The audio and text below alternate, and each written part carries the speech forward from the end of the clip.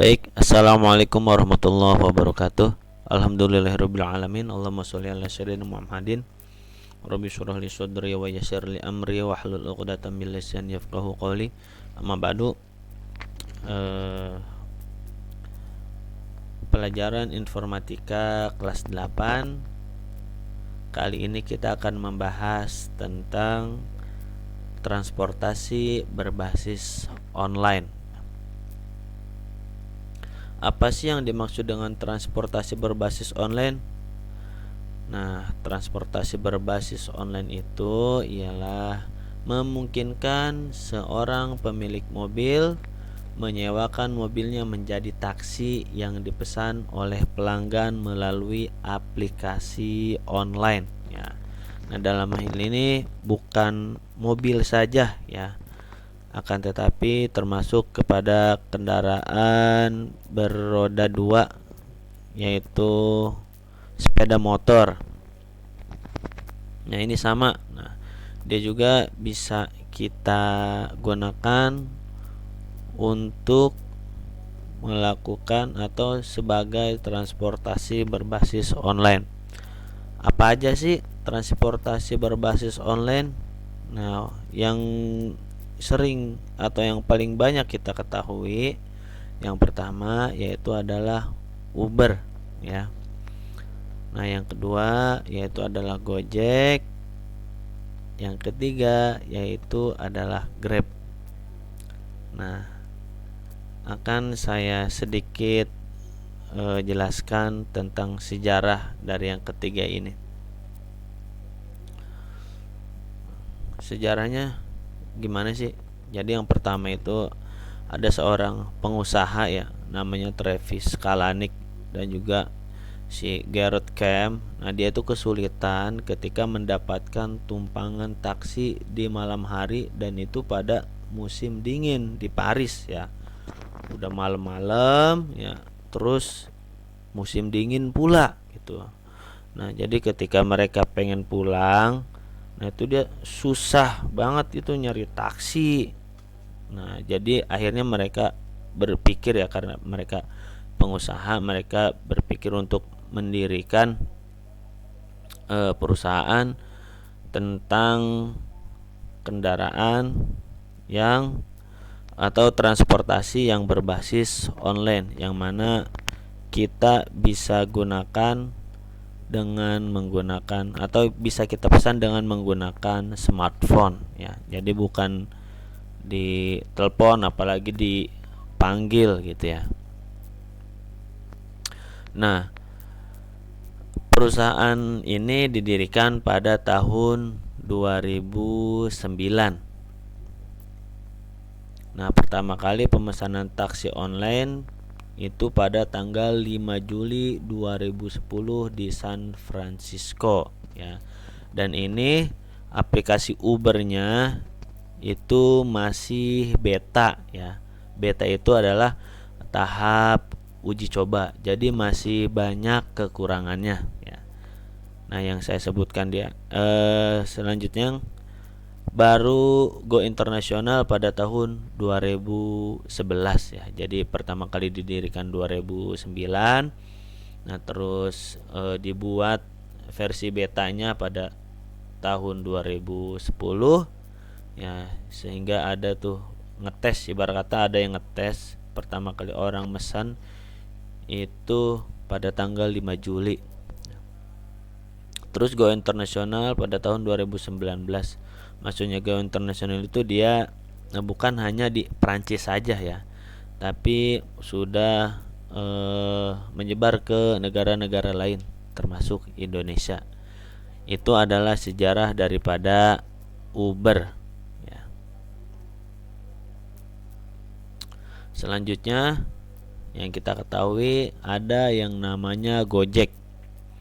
Nah, kita tahu Gojek itu didirikan oleh Nadiem Makarim dan juga Kevin Alui.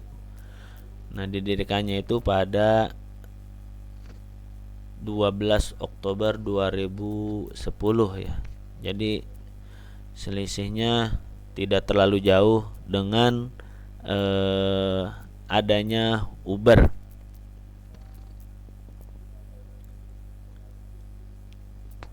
Nah, ini adalah layanan Gojek. Nah, jadi kalau kita perhatikan ya, banyak sekali, bukan hanya untuk transportasi online saja ya, akan tetapi ini bisa, ini kita lihat ada namanya GoSend ya. Berarti dia itu mengirim sesuatu, entah itu dokumen atau barang ketinggalan. Nah,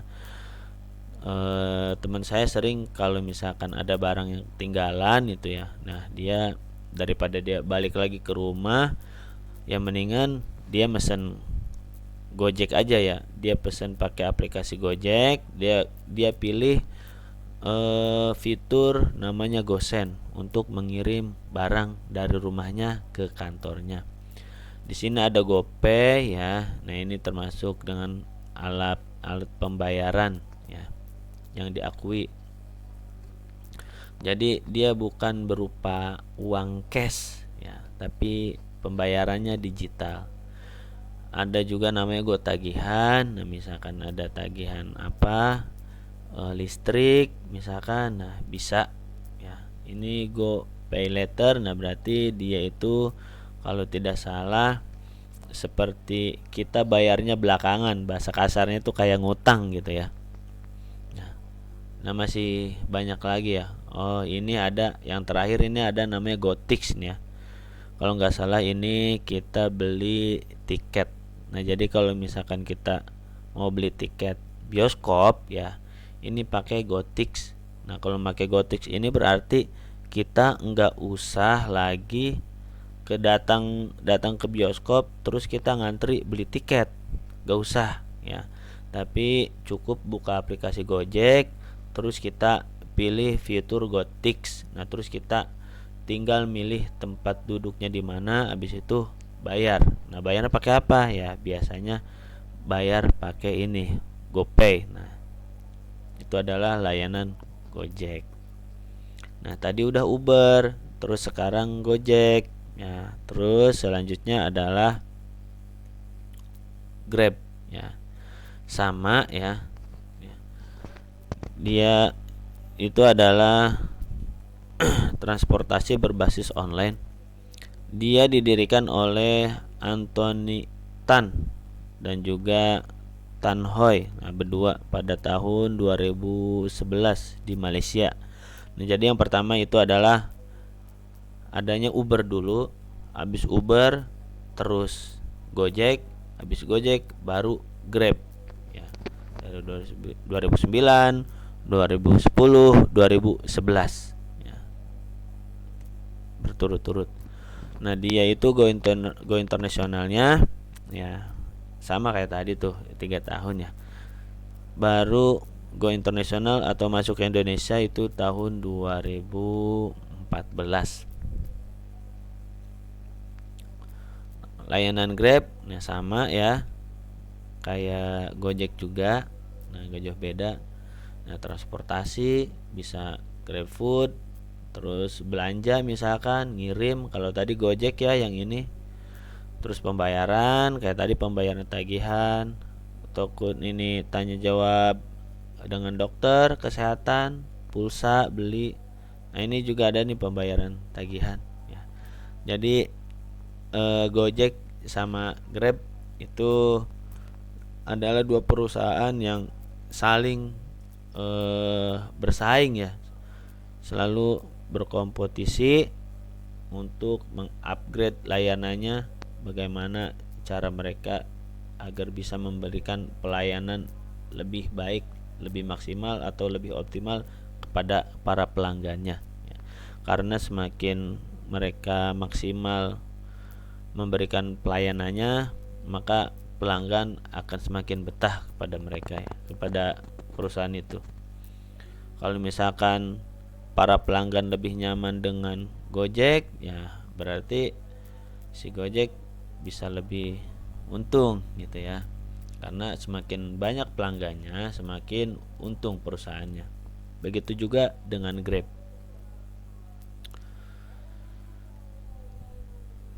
Nah, Ini ada kelebihan pengguna kendaraan berbasis online ya. Yang pertama itu adalah memberikan kemudahan bagi pelanggan dalam memesan kendaraan yang akan ditumpanginya, atau juga memesan makanan, bayar tagihan dan lain-lain. Jadi kalau dulu kita mesen ojek misalkan ya, kita harus ke pangkalan dulu. Kalau sekarang nggak usah ya, kita bisa mesen sebelum mandi, ini kita mesen katakan. Nah terus mandi udah selesai, abang gojek udah ngelaksonin tintin gitu kan. Jadi udah cepet, nggak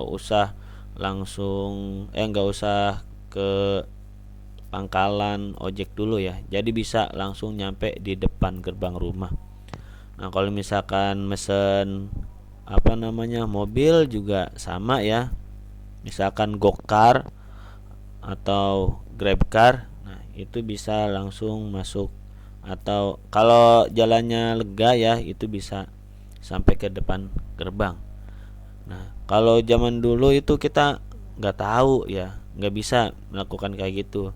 Nah kalau sekarang mah bisa, dan itu ketika kita manggil atau mesen kendaraan berbasis online ya, itu bisa tahu tuh lokasi mereka itu di mana ya. Misalkan wah ini kalau misalkan kita lagi di sekolahan di sektor 5, wah berarti kita ngeliat nih, wah dia lagi di situ tuh di sektor 6 di dekat Manhattan. Nah berarti kita tahu bentar lagi dia akan nyampe jemput kita ya, seperti itu.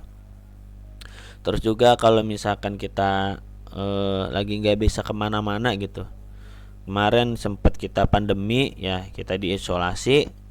Nah kita misalkan kita diisolasi terus kita nggak boleh kemana-mana, ya udah kita pakai jasanya Gojek atau Grab ya, kita pesan makanan lewat dia ya. Nah jadi kita nggak usah pergi kemana-mana, jadi tidak sampai menyebarkan virus ya. Selanjutnya bayar tagihan juga bisa, kayak misalkan tagihan listrik. Nah itu kalau dulu saya pernah bayar ke pos atau ke Indomaret, Alfamaret, nggak apa-apa ya kita sebut merek ya. Nah kalau sekarang nggak usah ya, karena ada aplikasi Gojek di mobile kita atau di smartphone kita ya, kita bisa bayar tagihan sambil rebahan ya, nggak usah perlu keluar rumah. Dan masih banyak lagi layanan-layanan yang bisa kita nikmati dari aplikasi kendaraan berbasis online tersebut ya. Selanjutnya biaya lebih murah dan sudah diketahui dari sebelum pelanggan melakukan pesanan. Ya contoh misalkan kalau kita naik taksi konvensional ya, nah itu kita ditanya dulu, Bapak atau Ibu mau kemana gitu kan, dari sektor 5 mau ke Chandrabaga misalkan. Nah baru udah dipencet argonya. Nah habis itu ya udah kita nyampe ke Chandrabaga. Sebelum nyampe Chandrabaga ternyata macet. Nah kalau macet itu argonya berjalan. Nah jadi kadang-kadang yang bisa atau yang bikin kita khawatir itu adalah argo gitu ya. Ya bayarnya mahal dah gitu kan ya. Beda lagi dengan transportasi berbasis online. Nah kalau Gojek atau Grab atau Uber ya, itu kita bisa tahu harganya sebelum kita memesan ya. Misalkan dari sektor 5 mau ke Chandrabaga. Nah habis itu kita milih ya, misalkan udah kita pencet, nah itu langsung udah ada harganya di situ. Katakan misalkan 12.000 gitu. Atau kalau misalkan Grabcar maksudnya katakan 20.000 gitu misalkan, udah ketahuan. Kalau misalkan kita bilang wah kemahalan nih gitu kan ya, duitnya nggak cukup gitu, ya udah berarti kita bisa cancel ya, sesederhana itu gitu. Tapi bukan cancel, maksudnya nggak jadi gitu kan ya, soalnya kita belum ngepick gitu. Terus selanjutnya lebih aman dan nyaman ya, karena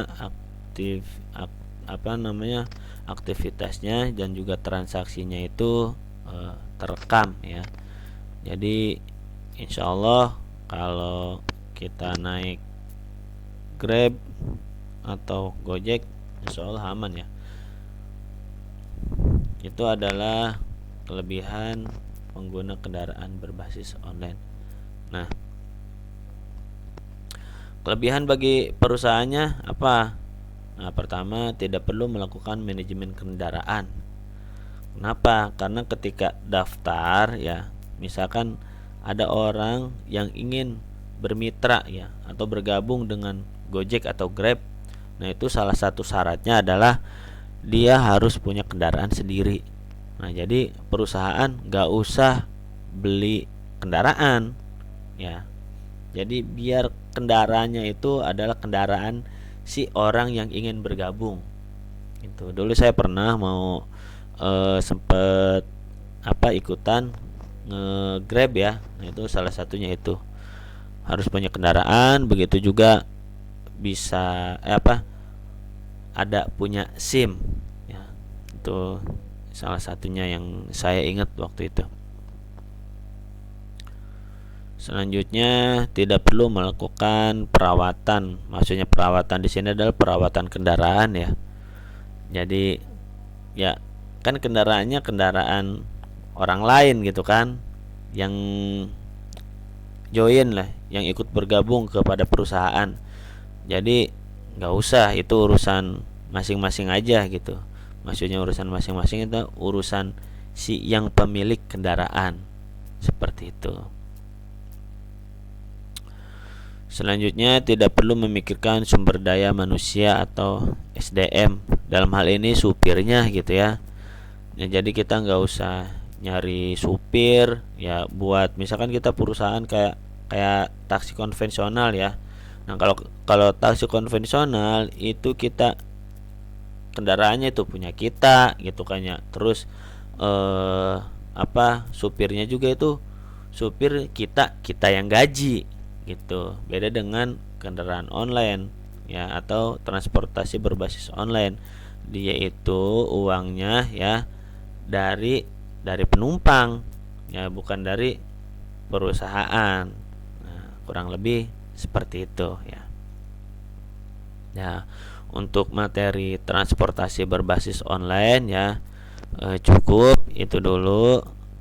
Jika hanya ada yang kurang atau salah ya dalam saya menjelaskan ya, saya mohon maaf, bisa dikoreksi bersama-sama atau bisa interupsi ya ke saya, bisa di sekolah ataupun by phone ya. Silahkan, saya terbuka. Dan kalau misalkan ilmu yang benar itu adalah semata-mata datangnya dari Allah Subhanahu wa taala ya. Saya hanya sekedar menyampaikannya saja. Baik, wabillahi taufik wal hidayah. Wassalamualaikum warahmatullahi wabarakatuh.